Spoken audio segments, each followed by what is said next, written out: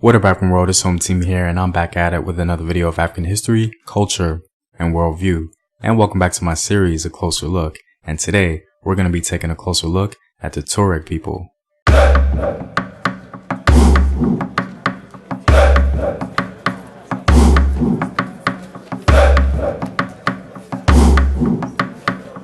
And as always, if you want to support the home team, you can do so on patreon.com. I have some new rewards for you guys, so be sure to check that out. Also, go to afrographics.com, a website where you can find unique illustrative infographics summarizing African history. All links to Patreon and Afrographics and home team merchandise are in the description box below. The Tuareg are a Berber-speaking people who live in southern Algeria, Mali, Niger, Burkina Faso, and the far southwest of Libya. The name Tuareg, or more correctly, Tuareg, is an Arabic plural and is the name others call them. The Tuareg call themselves Kel Tamashek, meaning speakers of Tamashek, or Kel Tagulmust, or veiled people, for the large turban or Tagulmust worn by the men. Tamashek is one of the dialects of Berber, which belongs to the Afro-Asiatic group of languages. The Tuareg or Tuareg are estimated to number between 1.5 million and 2 million according to government agencies, though the Tuareg themselves give numbers closer to 3 million. The Tuareg have their own legends of how they've come to live where they are today. The legends unanimously say that the Tuaregs came from the north, some from southeastern Morocco and others from Libya. The Tuaregs of southern Algeria recount that their first ancestor was a woman of noble birth from southeastern Morocco, whose name was Tin Hanan. She was also the ancestor of the Tatok Tuaregs, who lived northwest of Hogar. She came riding on a white camel, accompanied by her maid, Takama. The Kel Gala tribe, the leading tribe of the Hogar Tuaregs, as well as the Tatok tribe, who are the leaders of the Anat Tuaregs, are descended from these two women. According to legends, their grave is a ruin near Abalasa. This ruin is a kind of stone fortress measuring 80 by 75 feet, which contains a number of burial chambers. In one of the chambers, French archaeologists did indeed find skeletons of two women.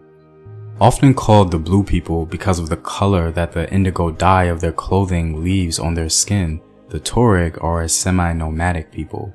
They're known to Greek and Roman scholars as the veiled Sanhaja. The Tuareg claim descent from the Berbers of North Africa and are believed to have migrated southward during Arab invasions of North Africa in the 7th century.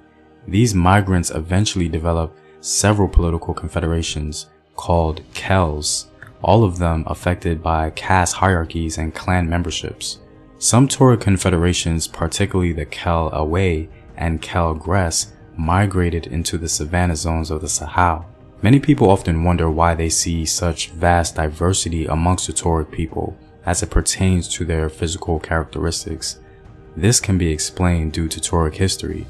Beginning around the 11th century, to assure an agricultural labor supply while the Tuareg nobles traveled on long-distance trade journeys, these confederations conducted raids on communities to the south, acquiring slaves, serfs, and tribute states, which made payments in crops such as millet.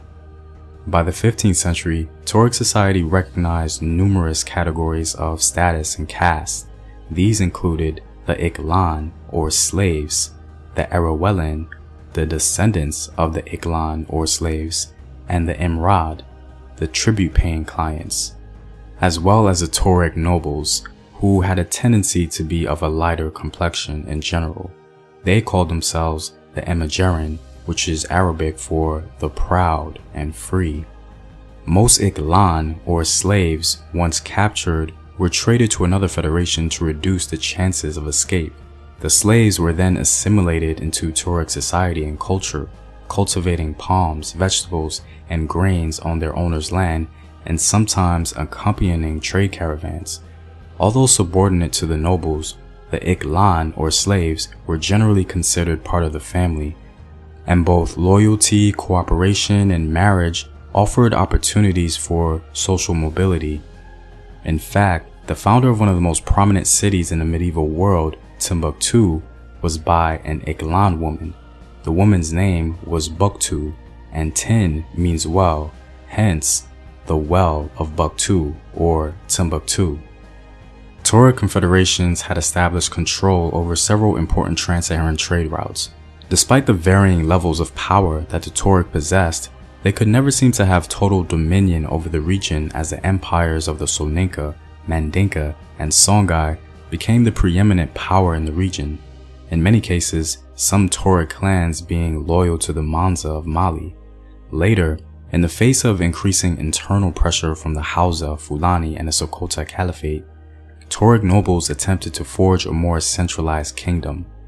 The leaders of several Khels established a sultanate based in Agadez, a city in present-day Niger. Although the Tuareg were then able to dominate much of the southern Sahara, they never established the kind of enduring centralized authority structure that were forged by neighboring groups such as the Kanuri Banu and the Hausa. This was in part due to their preference for nomadic rather than sedentary living, a preference that later put the Tuareg in direct opposition to both colonial and post-colonial governments. Beginning in 1900, the colonial governments of French West Africa began a relentless campaign to relocate the Tuareg and other nomads into agricultural villages. They also imposed taxes on the trans-Saharan trade caravans and confiscated camels from the Tuareg to use for their own desert military campaigns. Also, the prohibition of slavery deprived many Tuareg communities of vital sources of labor and food. The resulting economic decline, coupled with a series of devastating droughts in the 1910s, rallied the Tuareg into rebellion. Throughout the next 12 years, the French and Tuareg attempted to undermine each other by filling in wells, destroying crops, and stealing animals and supplies from sedentary farmers, actions that ultimately destroyed much of Tuareg farmland. By 1922, many Tuareg groups sought refuge in non-French colonies, such as Nigeria and Libya, though most returned home after the French West African colonies became independent in the early 1960s. In recent years, the Tuareg have been involved in a series of conflicts with the national governments. Beginning in the 1970s, Niger and Mali both started mining for uranium in territory that had traditionally been claimed by the Tuareg. Displaced and suffering from ongoing drought, the Tuareg groups began attacking towns for supplies. In Mali, these attacks were met with violent military repression. Many groups attempted to flee the area, but were turned back from Niger and forced to settle in refugee camps until the drought subsided. In the early 90s, the Tuareg in Niger rebelled after the government failed to fund promised Tuareg relocation projects. Conflict spread across the Sahel into Mali as Tuareg separatist groups demanded the creation of an all-Tuareg Saharan republic. Unfortunately for the Tuareg, it became increasingly difficult to imagine how their nomadic lifestyle would continue to thrive and exist. Despite this, the Tuareg have a very ancient history and have been the masters of the Sahara since ancient times. Well, I'm all out, guys. If you like these videos and want to help out in its continued production, you can do so on patreon.com. The link is in the description box below. Know thyself. Remember your ancestors. Peace.